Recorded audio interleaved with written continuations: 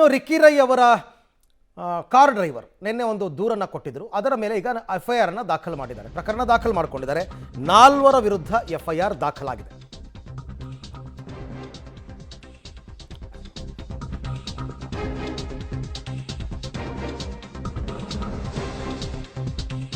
Ricky Rai ಮೇಲೆ ಗುಂಡಿನ ದಾಳಿ ಪ್ರಕರಣಕ್ಕೆ ಸಂಬಂಧಪಟ್ಟಂತೆ ಬಿಡದಿ ಪೊಲೀಸ್ ಠಾಣೆಯಲ್ಲಿ 4 ವಿರುದ್ಧ FIR ದಾಖಲಾಗುತ್ತೆ. ಆಗಿದೆ ಈಗಾಗಲೇ ಆಲ್ರೆಡಿ.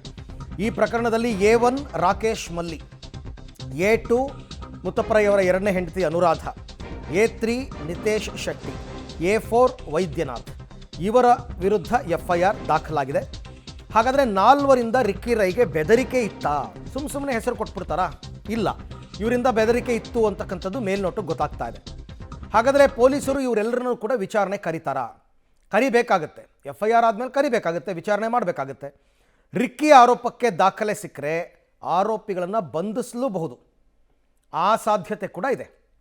ಸಾಕ್ಷಿಗಳು ಸಿಕ್ಕಿದ್ರೆ ಸ್ವತಃ ಆರೋಪಿಗಳ ಹೆಸರನ್ನು ಉಲ್ಲೇಖಿಸಿದ್ದಾರೆ ರಿಕ್ಕಿ ರೈ ತಮ್ಮ ಡ್ರೈವರ್ ಮುಖಾಂತರ. ಬಂಧನದ ಭೀತಿಯಿಂದ 4 ಆರೋಪಿಗಳು ನಾಪತ್ತೆ ಅಂತೆ. ನೋಡಿ, ಇಲ್ಲೇ ಅನುಮಾನ ಬರೋದು.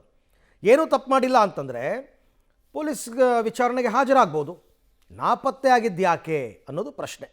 ಗುಂಡಿನ ದಾಳಿ ಮಾಡಿದ ಆರೋಪಿಗಳಿಗಾಗಿ ಈಗ ಪೊಲೀಸರು ಹುಡುಕಾಟವನ್ನು ನಡೆಸಿದ್ದಾರೆ. ಪೊಲೀಸರಿಂದ ಅಕ್ಕಪಕ್ಕದ CCTVಗಳನ್ನು ಪರಿಶೀಲನೆ ಕೂಡ ಮಾಡಿದ್ದಾರೆ. ಅವ್ರದ್ದೇ ಆದಂತಹ ಮೆಥಡ್ ಇರುತ್ತೆ ತನಿಖೆ ಮಾಡಬೇಕಾದ್ರೆ. ಅದರ ಆಧಾರದಲ್ಲಿಯೇ ಈಗ ತನಿಖೆ ಮುಂದುವರಿಬೇಕು. ಅದನ್ನು ಮುಂದುವರಿಸ್ತಾರೆ. ಎಲ್ಲದಕ್ಕಿಂತ ಮುಖ್ಯವಾಗಿ ನಾನು ಆಗಲೇ ಹೇಳಿದಂತೆ ರಿಕ್ಕಿ ರೈ ಸ್ಟೇಟ್ಮೆಂಟ್ ಇಂಪಾರ್ಟೆಂಟ್ ಆಗುತ್ತೆ.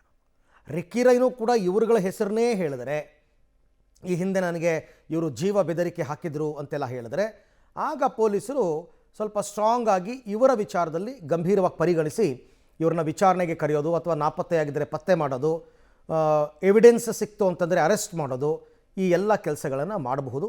ಅದೆಲ್ಲದಕ್ಕೂ ಕೂಡ ರಿಕ್ಕಿ ರೈ ಸ್ಟೇಟ್ಮೆಂಟು ಬಹಳ ಮುಖ್ಯವಾಗುತ್ತೆ.